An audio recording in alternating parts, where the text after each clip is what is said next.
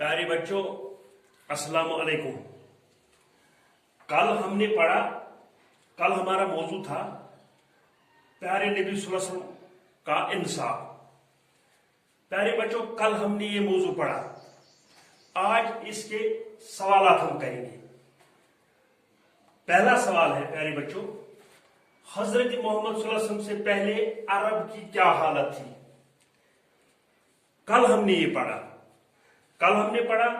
हजरत मोहम्मद सल्लल्लाहु अलैहि वसल्लम पहले अरब का सारा इलाका जहलत के अंधेरे में डूबा हुआ था।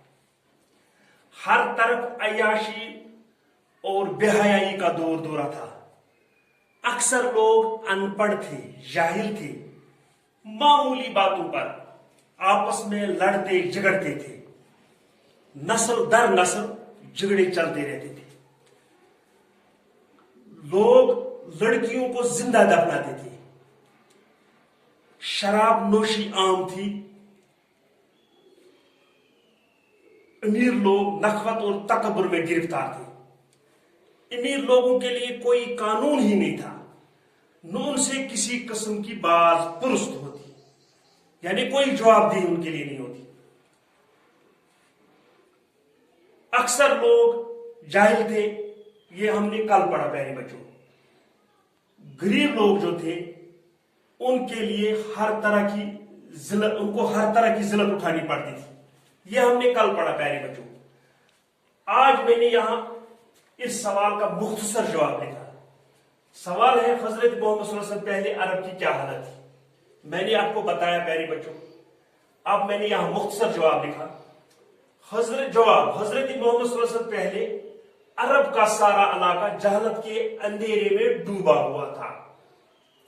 हर तरफ बेहयाई का दौर दौरा था। अक्सर लोग अनपढ़ और जाहिल थे। मामूली बातों पर आपस में लड़ते झगड़ते थे। लोग शराब नोशी में मुब्तला थे, लड़कियों को जिंदा दफनाते थे। ठीक है बच्चों, मैंने मुख्तसर जवाब यहां लिखा। फिर दूसरा सवाल है प्यारे बच्चों, दूसरा सवाल है, इस्लाम ने अदल और इंसाफ का कैसा कानून राइज किया? यह हमने कल भी पढ़ा, तफसीलन हमने कल पढ़ा प्यारे बच्चों। इसका जवाब मैंने यहां लिखा। इस्लाम ने अदल और इंसाफ का यकसा कानून राइज करके इंसानों के दरमियान ऊंच नीच के फर्क को यकसा खत्म कर दिया। फिर तीसरा सवाल है प्यारे बच्चों, तीसरा सवाल है, जंग बदर में हजरत मोहम्मद सल्लल्लाहु अलैहि वसल्लम के किस रिश्तेदार को कैद कर लिया गया? यह हमने कल तफसीलन पढ़ा है। इसका मैंने मुख्तसर जवाब लिखा है। जवाब, जंग बदर में हजरत मोहम्मद सल्लल्लाहु अलैहि वसल्लम के चचा हजरत अब्बास रज़ियल्लाहु तआला अन्हु को कैद किया गया। ठीक है बच्चों, अब इस किताब में वाहिद जुमा है, वाहिद जुमा इसमें, इनको भी हम यहां लिखेंगे। प्यारे बच्चों, मैंने यहां वाहिद जुमा लिखा। वाहिद का मायने है, वाहिद वो इस्म है जो एक चीज को जाहिर करे, यानी वाहिद वो इस्म है जिससे एक चीज मुराद हो। यानी मेरे हाथ में ये कलम है, ये एक है, यानी ये वाहिद है। फिर जुमा, जुमा वो इस्म है जो एक से ज्यादा चीजों को जाहिर करे, यानी जुमा वो इस्म है जो जिससे एक से ज्यादा चीज मुराद हो।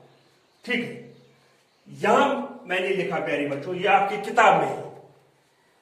अमीर ये वाहिद है, अमीर, इसका जुमा है उमरा। आ गया समझ? फिर दूसरा लफ्ज है गरीब। गरीब का जुमा है प्यारे बच्चों गुरबा। फिर रईस है लफ्ज, रईस का जुमा है रूसा। फिर यहां मैंने लिखा प्यारे बच्चों अदीब, यह आपकी किताब में है। अदीब का जुमा है अदबा। फिर यहां और लफ्ज है जाहिल। जाहिल का जुमा है जहला جہاد، اس کے دو معنی جمع ہے. یہاں شاعر لفظ ہے، شاعر کا جمع ہے شورا. خبر یہاں ہے، خبر کا جمع ہے پیارے بچوں اخبار. یہاں سمر میں نے لکھا پیارے بچوں، سمر کا جمع ہے اسمار. یہاں ملک، آپ کو پتہ ہے پیارے بچوں ملک کیا ہے؟ ہم کس ملک میں رہتے ہیں؟ ہم بھارت میں رہتے ہیں. ہمارا ملک ہے بھارت. بھارت کے پڑوسی ملک ہے پاکستان، چین، نیپال، برما، بھوٹان، بنگلہ دیش. اگر ہم ایک ملک کا نام لیں گے اس کو ہم ملک سے پکاریں گے. جب ایک سے زیادہ ملک ہوں گے تو ان کو ہم ممالک کہیں گے. آگے سمجھ پیارے بچوں؟ یعنی ملک کا جمع ہے ممالک. پھر یہاں استاد لفظ آیا ہے. ایک استاد کو ہم استاد کہیں گے، جب ایک سے زیادہ ہوں گے تو ان کو ہم اساتذہ کہیں گے. ٹھیک ہے بچوں؟ یعنی استاد کا جمع کیا آیا یہاں؟ اساتذہ. مسجد یہاں میں نے لکھی. پیارے بچوں آپ کو پتہ ہے مسجد کس سے کہتے ہیں؟ مسجد مسلمانوں کی مقدس جگہ ہے جس میں ہم نماز پڑھتے ہیں. مسلمان 5 وقت نماز ادا کرتے ہیں مسجد میں. ایک مسجد کو ہم مسجد کہیں گے. ٹکی پورا ایک بہت بڑا گاؤں ہے، اس میں 7-8 مسجدیں ہیں. ٹھیک ہے؟ ایک سے زیادہ مسجدوں کو ہم کہیں گے مساجد. ٹھیک ہے بچوں؟ یہاں امام میں نے لکھا ہے. پیارے بچوں امام کس سے کہتے ہیں؟ امام مسجد میں ہمیں نماز پڑھاتا ہے، 5 وقت نماز. ایک سے زیادہ امام اگر ہوں گے ان کو ہم آئمہ کہیں گے. ٹھیک ہے بچوں؟ یہ سوال میں نے بورڈ پر لکھے، ان کو اپنی نوٹ بک پر لکھنا، کاپیوں پر لکھنا، اور یہ واحد جمع بھی کاپیوں پر لکھنا اور ان کو یاد کرنا. کل انشاءاللہ ہم دوسرا لیسن پڑھیں گے. باقی وسلم.